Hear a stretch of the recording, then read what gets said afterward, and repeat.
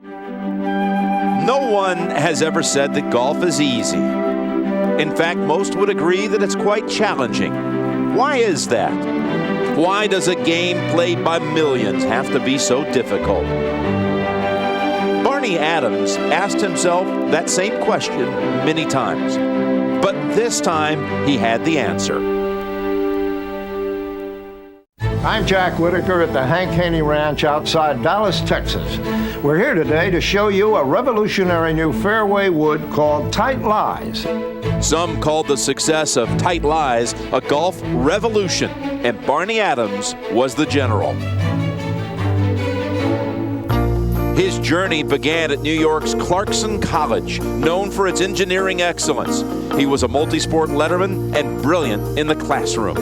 His smarts carried him to Corning Glass, then west to Silicon Valley, then south to Texas, where he jumped at the opportunity to be in the golf business. This was the beginning of Adams Golf. He would go to the warehouse in the morning, answer phone calls, mess around in the office, do whatever he did. He would walk in, no smiles, no nothing, and he's been dreaming or sitting somewhere creating something, having breakfast, and he just throw a piece of yellow paper and he'd go, what do you think? And then he would come out to the golf ranch and do fittings midday. When he was out at my golf ranch, always working, he's just looking for the next golfer that he could help. Who's the next person that we can help play golf better? And then he would go back to the warehouse and build the clubs at night. What he would say to me is like, I'm 50 years old, nobody's gonna hire me. I can't let this fail. Sometimes we had 13 cents in our checking account.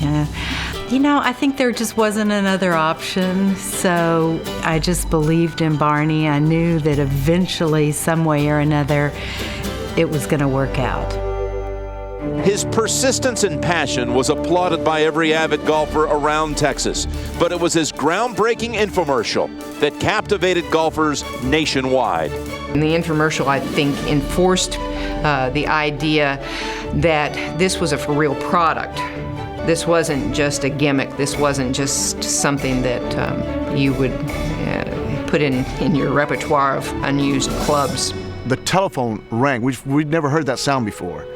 The telephone rings, we run up there and we go, Adams Golf, and they go, we want to order a Tight Lies. And we're going, what the? I can't believe this. You know, they just couldn't make them fast enough. So it was a nice ride. We went public. It was good. Not only did a single idea inspire so many golfers, but it also had a tremendous influence on one of the greatest players to ever play the game. Back in the 80s, I was having trouble with my 3-wood and getting the ball up in the air, and Barney was back in the tee over there, and he heard me talking about that, and he said, "Here, Tom, try this Tight Lies." And it worked. It was the club you had dreamed about. You know, it was one of those things that would make the ball go straight when you didn't hit it straight. So he could put a piece of equipment in somebody's hand and make them better without them changing what they did. It's a hell of a lot more fun when you hit one of his Tight Lies and it lands on the green as opposed to sculling it in the bunker in front of it. Now that his dream has been fulfilled, Barney has the time to give back to those who need him the most. My son Ryan was diagnosed at the age of 3 with a very rare and terminal illness called MPS, mucopolysaccharidosis. Now, we'd never heard of that, and nor had anyone else. But we were told that his lifespan would be 10 years. You know, in our journey in the past 15 years or so, we've run across people who you can tell right away that they have a gift. And I could tell immediately this man who I'd never met before had the gift of a kind heart. And he changed the future for children like my son, but just as important, or more importantly, for children in 85 countries around the world. And that came from gifts from Barney Adams. My first experience with Barney was shortly after our inaugural Patriot Golf Day, and I received a handwritten one-page letter from Barney. He put a $100 check in his letter and said, "Consider this my contribution to the first of many Patriot Golf Days." First time I met Barney Adams was on a golf course in Dallas. On the first tee he said, "People call me Barnyard." I said, "Hi Barnyard, I'm W." So Barnyard, I offer you my hearty congratulations on receiving this prestigious award.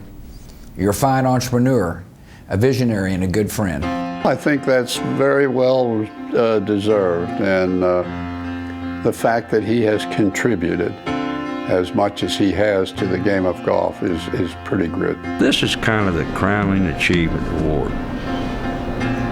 Not that I've arrived, but I've done something for the benefit of the golfers of America. I learned, to follow your dream. I learned to, I think from him, be honest, but most of all, customer service. Treat people the way that you would want to be treated. He is the same Barney Adams today that he was 20 years ago or 15 years ago, or when Tight Lies was booming. Success has kept him the same old Barney. The only way you can fail is to quit. That's the only way. So it wasn't a matter of if he was going to succeed, it was when. I can't say enough that there are certain individuals who, I guess when you look back and at the end of life would ask, what is my legacy? Well, Barney has a legacy in golf, an earned legacy, but he earned more than that. His legacy is now throughout the world.